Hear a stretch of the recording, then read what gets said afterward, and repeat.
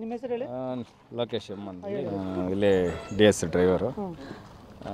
But ನಾನು ಹೋಗಿ duty ಇಲ್ಲೇ ಜೊತೆಯಲ್ಲೇ ಇದ್ವಿ. ನೆನ್ನೆ ಸಂಜೆ ಎಲ್ಲ ಇಲ್ಲೇ ನೋಡ್ಕೊಂಡು ಎಲ್ಲ ಡ್ರೈವರ್ಗಳೆಲ್ಲ ಚೆನ್ನಾಗೇ ಇದ್ವಿ. ಒಂದು 6 ಗಂಟೆವರೆಗೂ ಅವ್ರು ಸಾಹೇಬ್ರು ಬಂದರು 6 ಗಂಟೆಗೆ ಡ್ರಾಪ್ ಮಾಡಬೇಕು ಅಂತ ಹೇಳಿ ಹೋಗಿ ಡ್ರಾಪ್ ಮಾಡಿ ಮನೆಯಲ್ಲಿ ಹೋಗಿ ಆರಾಮಾಗೇ ಇದ್ದ. ಮನೆಯಲ್ಲೆಲ್ಲ ಆರಾಮಾಗೇ ಇದ್ದಂತೆ.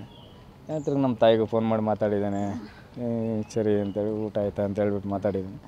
ಇದ್ರಿಗೇನೋ ಗೊತ್ತಿಲ್ಲ, ನೆನ್ನೆ ಏನೋ ಈ ಹುಡುಗಿಗೆ ಡೆತ್ ನೋಟ್ ಏನೋ ಕಳಿಸಿದ್ಲಂತೆ. ಯಾರು ಇಲ್ಲಿ ಅವ್ರ ಅಕೌಂಟ್ ಸೆಕ್ಷನಲ್ಲಿ ಒಬ್ರಿಗೆ ಕೆಲಸ ಮಾಡ್ತಾಳಂತೆ, ಶಿಲ್ಪ ಅಂತ.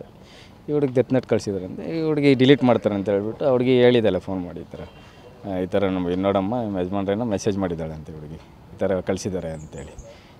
ತಿರುಗಿ ಹುಡುಗಿ ನನ್ನ ಕೇಳೋಷ್ಟರಲ್ಲಿ ಆ ಡೆತ್ ನೋಟು ಸ್ಕ್ರೀನ್ಶಾಟ್ ಹಿಡ್ಕೊಂಡು ಡಿಲೀಟ್ ಮಾಡ್ತಾರೆ ಅಂತ ಹೇಳ್ಬಿಟ್ಟು ನಾನು ಕೇಳೋಣ ಅನ್ನೋಷ್ಟರಲ್ಲಿ ಬೆಳಗಿನ ಜಾವ ಈ ಥರ ಮನೆಗೆ ಅದಕ್ಕೆ ಡೆತ್ ನೋಟಲ್ಲಿ ಹೇಳಿದ್ದಾರೆ ಡಾಕ್ಟರ್ ಕೆ ಸುಧಾಕರ್, ನಾಗೇಶ್, ಮಂಜುನಾಥ್ ಹೆಸರು ಹೇಳಿದ್ದಾರೆ. ಏನೋ ಸರ್ಕಾರಿ ಕೆಲಸ ಕೊಡಿಸ್ತೀನಿ ಅಂತೇಳಿ ದುಡ್ಡು ಕೇಳಿದ್ರು, ದುಡ್ಡು ಕೊಟ್ಟಿದ್ದೆ, ಮೋಸ ಆಗಿದೆ ಅಂತ. ಅದು ನಿಜನಾ? ಅದೇನೋ ಗೊತ್ತಿಲ್ಲ ಸರ್, ಅದೆಲ್ಲ ಪರ್ಸ್ನಲ್ದೇನೋ ಗೊತ್ತಿಲ್ಲ. ನಾನು ಒಂದು ಸಲ ನಮ್ಮ ನಾದಿನಿಯವ್ರಿಗೂ ಅವಾಗ ಹೇಳ್ತಾ ಇದ್ದಂತೆ. ಬಟ್ ನಾನು ಇನ್ನು 3 ವರ್ಷ ಆಯ್ತು ಇಲ್ಲಿಗೆ ಬಂದು. ಅದಕ್ಕೂ ಮುಂಚೆ ಹೇಳ್ತಾ ಇರಲಿ ಈ ಥರ ಗೌರ್ಮೆಂಟ್ ಕೆಲಸ ಕೊಡ್ತಾರೆ, ಅವ್ರಿಗೆ ಇವ್ರಿಗೆ ಕಾಸು ಕೊಡ್ತಾ ಇರ್ತಾರೆ ನಾವು ಅಂತ ಅಷ್ಟು ಮಾತ್ರ ಹೇಳಿದ್ರು. ಇಂಥವ್ರಿಗೆ ಕೊಡ್ತಾರಂತ ನನಗೇನು ಗೊತ್ತಿಲ್ಲ. ಬಟ್ ಡೆತ್ ನೋಟಲ್ಲಿ ಆ ಥರ ಇತ್ತು 20ರಿಂದ 15 ಲಕ್ಷ, 40 ಲಕ್ಷವರೆಗೂ ಈ ಥರ ಇದು ಮಾಡಿದ್ದಾರೆ ಅಂತ ಹೇಳ್ಬಿಟ್ಟು ಡೆತ್ ನೋಟಲ್ಲೆಲ್ಲ ಐತೆ.